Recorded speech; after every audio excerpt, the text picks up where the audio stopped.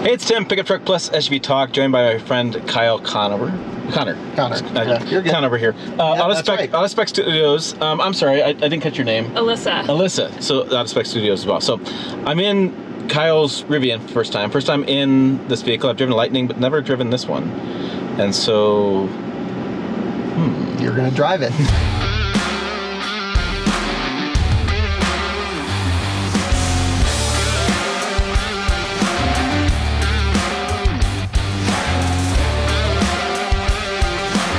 So we're at 40% range, and you have charge limit.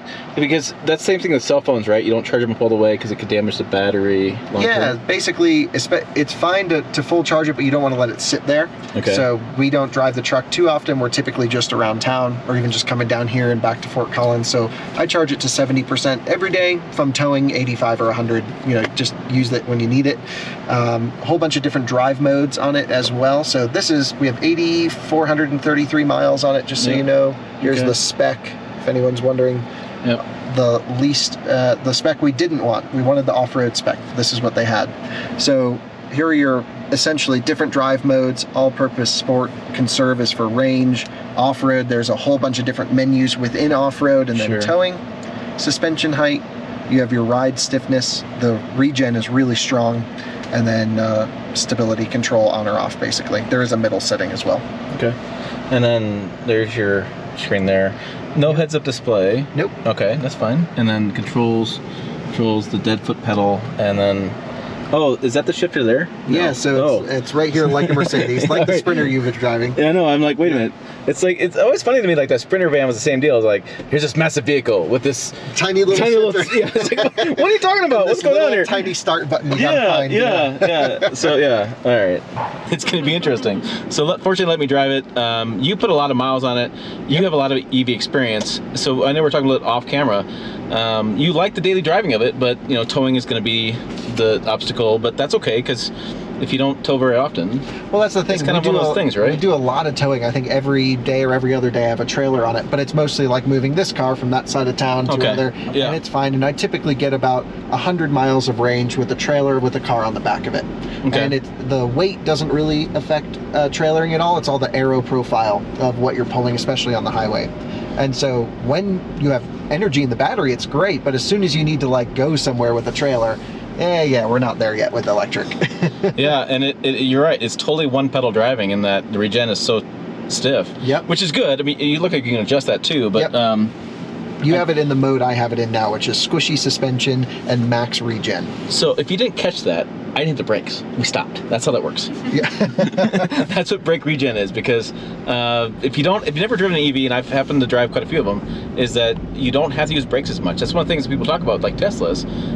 The brakes last for a long period of time. Yeah, very long time. Now, the flip side of that I've learned through things is it's really fun to drive, or really fun to drive fast. Yes. And so you go through tires a little more often than you may. I think for me, I go through tires equally as fast on all vehicles. Oh, you do the same driving? I haven't noticed it. You still get 5,000 miles new set, something right, like that. Yeah. But yeah, it's that acceleration, right? So I think that's the biggest thing with EVs is like if people are like, they scoff at it, do things with it. Performance-wise, an EV destroys most every other car out there because you have instantaneous power on demand, and it's fun. Right, like I'm a diesel truck guy. Love big diesels, and the thing is, I love them for their torque. But this has so much more torque. At least in terms of feeling off the line, it's sort of like a cheat code in traffic. For a daily driver, you can just zzz, zzz, zzz, and you're gone. And that's the most impressive part to me about being able to put a load on the back of this and still accelerate to wherever I need to go quickly. Yeah, the only flip side I've thought with that over the years is like, all right, so let's say you're driving fast all the time and you're having fun with it. Well, that's not so great with an EV if you want range. Absolutely. Right? It's like, slow down there, partner. This is how this works, right? So you have to accelerate more often, use more battery, but then you have fun. So it's like this catch-22 all the time. Yeah, and every time you slow down, it charges it back up. But certainly, just like a combustion vehicle, the harder you drive it, the more you'll burn through juice. Right. But I think holy cow, that thing about stopped on me. Yeah, it's got a lot of regen. That was like we went 55 to 35, and I didn't touch anything, and we we hit it before they got to the sign. Right. So I saw the sign in the distance, 35, took my foot off the accelerator, and slowed right down 35 before the sign. And some EVs do this on the accelerator pedal like this truck. Some EVs like the F-150 Lightning have a blended brake pedal, which means the first bit of the brake pedal uses the electric motors and then it switches to friction brakes. So there's different strategies across the different brands. Right. Wow. And it does sound like a spaceship. It's got that whisper. This is the EV sound to it, which is when you nail it, I've noticed that these are Bosch motors on this one. There's 4 of them, and they're really loud compared to especially the Lightning, which is almost a silent drivetrain. Really? So this, when we're cruising, you don't hear anything, but if you put the throttle to the floor in sport mode, it's like it sounds pretty cool actually. So, I mean, you've been driving it. You've been driving it quite a bit as well. I mean, it feels pretty comfortable in the cabin. Am I missing something? Is it something that, it seems like it's a pretty good vehicle. It's a small truck. What do you think, Alyssa? Yeah, I mean, it's more of a lifestyles truck. It's not like your manly go-to. We've named it Brock because it's just the car that wants to be something, but it's really not. It's like great. We realize that this is a wimpy truck. Right. Yeah, I mean, the styling's interesting, right? So, what are your comments you're getting on your YouTube channel about styling? I mean, is it people like talking a lot about the front lights and things like that? Yeah, occasionally. I think it's a love-hate thing. For me, I love it and hate it. When I see it in the rearview mirror, it really doesn't look right coming up behind me. I'm not sure I love it so much. But, just around town, I think it's a good-looking truck, especially from the back. Photographs really well out in nature. Okay. And so, yeah, styling wasn't the main driver for us to get the truck. It was just, this is the only vehicle that can do what it can do. It's electric. It can be a full sports car when you turn it all the way up. It can be, a towing machine, and it's a good long-distance cruiser for us as well. It does have a lot of range compared to other EVs. And it's not even the biggest battery you can get. That'll come next year. Right, they're working on, everybody in EV world is pushing the envelope on batteries and range. They're always trying to get a little better about that. And I think the conversation's going to switch once people spend more time with electric widely from range not being so important, but recharging time and infrastructure being the main part of the conversation. Because for daily driving, I don't need to carry around a battery that goes 400 miles. I'm driving 2 miles to work. But what I need to know is that I can make it to my destination 400 miles away, and then I can charge for 5-10 minutes and then get there. And so that's where the conversation's changing too.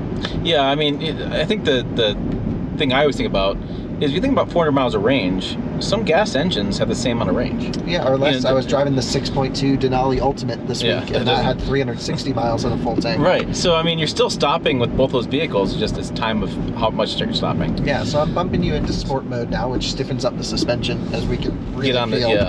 And so changes the whole vibe of the truck. All right. Yeah. I mean, that was 0 to 60. Or whatever. That was allegedly boom, something like that. Yeah, undisclosed number. Do not call the popo. No police coming out. No, I mean, this is, to me, it's like when I talk to manufacturers about this stuff all the time, it's like, if you're going to tell me I can't have a gas engine anymore because of emissions and things going on, fine, okay, great. But you got to give me something for that. Sure. You got to give me like performance, or like with the Lightning, I want the power on board. Yep. Give me some features that kind of offset losing that. Yep, absolutely. And I think the Lightning has nailed it for doing truck stuff but electric. F-150, everyone knows all the accessories will bolt over. Right. There's so many use cases for that truck where they'll easily sell every one they can make. There's equally as many use cases that truck doesn't work for. Yep. But they still make combustion ones. Yep. Rivian's coming into the place in the market where it's not pitched as a usable work truck, even though it could be, but it's really like, honestly, for people like us, we go camping on the weekends, we do a lot of off-roading. This truck we take on trails all the time. It's more of an adventure truck. It's an adventure truck. Work truck. I think that was really smart when Rivian did the launch of this and the marketing. Yep. They never once called it a truck. Right. They're not playing that game because they know they can't. Why would you play the game? You can't win, you can't lose. You're always gonna make somebody upset. Sure. But in this case, I think they nailed how they're gonna market it. And for me, it's the right size. It's a bit bigger than a Tacoma or that type of vehicle, and it's a lot smaller than an F-150. It's much more maneuverable, just to whip in and out of town with. But again, I think it's a complementary vehicle to have with an F-250 or 350 diesel or something like that you could tow with. Yeah, I think that it makes a lot more sense. Lots of storage options, right? So you have the front trunk and then we have the side, the pass-through behind, which is just smart usage, right? And then we still have a little bed. It's not a massive bed, but a little bed you can use. I mean, we're not trying to replace a truck, I don't think. I think we're just trying to expand the marketplace for people out there shopping. It's got driver assistance too. If you wanted to try it, you just pull down on the right stalk 2 times. There you go, and then you come off everything, and then you just lightly hold the wheel. So it's not eye tracking, but it is a capacitive steering wheel, so it just needs to feel your skin. It doesn't need torque in the wheel. For a long trip, it just does this stuff. I mean, but I spent a lot of time doing long distance, as you do. So now we're off of steering, right? And then you can obviously re-engage if you wanted to. And for me, this makes a long distance trip great. I get about 3 or 4 hours between charging stops. This truck charges a little bit slower than what I would like. I spend about 25 minutes at a charger. I'm really like 15 minutes and I'm ready to go type of situation, and then good for another 4 hours. So for me, Porsche Taycan, not a truck, but charges 12 minutes average on my trips in that car. And that's where we're like, okay, we're getting somewhere usable.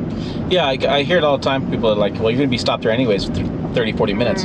I don't do that. I don't do that. There's no question an EV is slower to road trip, but it does keep you engaged because you're like, I'm going to charge just enough to get to the next station, and then you're playing the game of like, okay, if I go 95 miles an hour, I won't make it, but if I do 91, I will. Yeah. And so it keeps the brain active a little bit. I can see that. So what's the rear seating room back there? Do you have plenty of space? Yeah, looks like you have... Yeah, I'm about around 6 foot, and I have more than ample room back here. I don't feel squished at all, and there's a display back here that I can do for all of my air conditioning and heated seats, and then this good thing, and then you can actually access the gear tunnel right through here. So if I ever needed extra space, just go ahead and put whatever I needed right back there. So it's nice. I'm thinking cookies. Road trip cookies. Let me get you a couple there, right? I mean, right there. Yeah, interesting. So, yeah, I would tell you the visibility is good. To me, the visibility reminds me of like a Subaru, where they have that, where the more window there, you can see better. What do I want to say? The windshield has plenty of visibility. It's comfortable headroom. That's shocking. I mean, I was thinking about Tacomas and such. I mean, you are right there on the roof. You feel cramped in those trucks. Right. This feels pretty roomy for inside the truck. And then you don't even... I didn't use the brakes once in the entire filming. Nope. It's pretty crazy.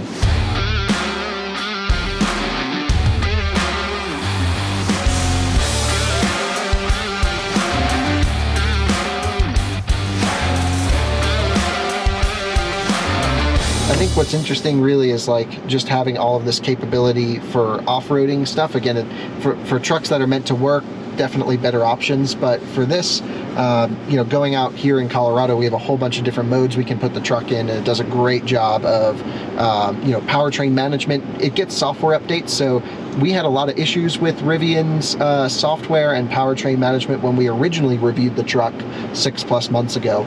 We made a whole bunch of videos on the review truck, and what was so cool was that Rivian actually went through point by point and software updated everything we mentioned. They didn't miss one thing. And I thought that was so cool. I was like, that is amazing that they're listening to our feedback that closely. So that's why we bought the truck. We were just like, wow, we have that much, they respect our coverage that much. We respect their work that much. So I was like, we just got to buy one. Yeah, I mean, I can see that. I mean, to me, again, like I was saying, if we can take a little bit bigger size than Tacoma, not so big as F-150, I think this is a sweet spot for most people I know that want to buy an EV don't want a big truck, and I think this is the sweet spot in between. I've always thought like more mid-size is where it could really be, and it's like let's leave the heavy duties for the heavy duties. Let's leave the the big F-150s for the the commercial kind of stuff, or guys who just want more of a gasoline engine. But this is the right size. The thing is, I first of all, I hate convincing people to drive electric because I don't want my damn charging stations getting filled up, and they're already getting filled. Right. Also, it's like, okay, there's so many applications already for every electric vehicle that can be made that there's not a demand problem. That's like not an issue. It's like they have a 3-year wait list for this truck. Right. It's purely just, how do you fit the truck or make the truck that fits an EV buyer's needs? And eventually, it'll expand to more, but combustion will be around for a very long time. Right. And we'll have, we're going to make a lot of changes in combustion. We'll have renewable fuels at some point. The emissions are going to drop, and things are going to change. And seeing electrification in conjunction with combustion works pretty well. Power boost hybrid, F-150, having onboard power, things like that. Yeah, it's always going to be at some point with that. But this is interesting. This is very cool. I'm glad I got a chance to drive it because it's kind of what I thought it was going to be. It's great size, good driving dynamics. I could see road tripping in this pretty easily. You have tons of storage room, tons of stuff for like yoga mats and things. Yeah. So lots of cool stuff in the vehicle. We have lots of room and really nice visibility out here too. So it's nice in the cabin. So. Stellar sound system, good en route planning, so it tells you where you need to charge on a trip, does battery preconditioning, and there's a Rivian charging network going in as well, which is all at trailheads and stuff, so you can do off-roady stuff. So the $1 million question is, would you buy it again? Oh yeah, absolutely. Now that I have it, I kind of don't ever not want to have one. Right. Yeah, and I very rarely get enthused about cars. We're lucky. We get to drive everything, and this has fit into my lifestyle so perfectly. And it works for you too. Works for me, but I think I'd like the R1S, but we differ on the yes, the SUV version. Yep, Yeah. I agree. All right, there you go. There's my thoughts, or our thoughts, not really my thoughts, on the Rivian R1T. Make sure you check out the videos over here, website down below. As always, thanks for watching. I will see you down the road.